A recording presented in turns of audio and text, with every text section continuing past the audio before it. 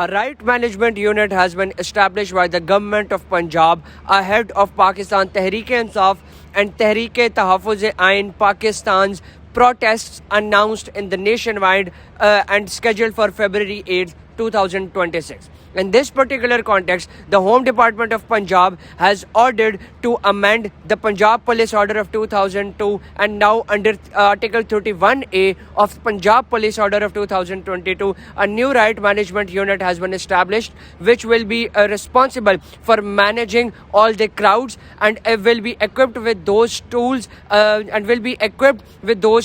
who will be responsible to counter the crowds, and some armored carriers will be provided them in order to curb down and control the situation of the protest. Cannonballs, tear gas shells and rubber bullets are also going to be included in the equipment provided to this right management unit that is going to be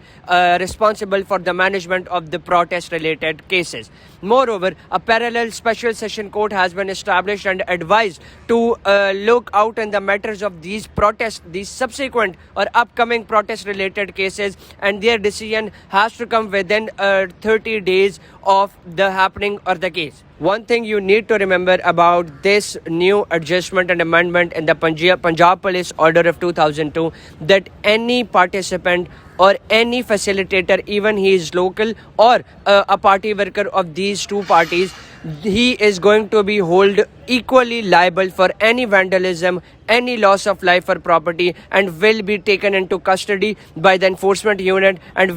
then will case a legal action against him. More than any violator and perpetrator will also be fined up to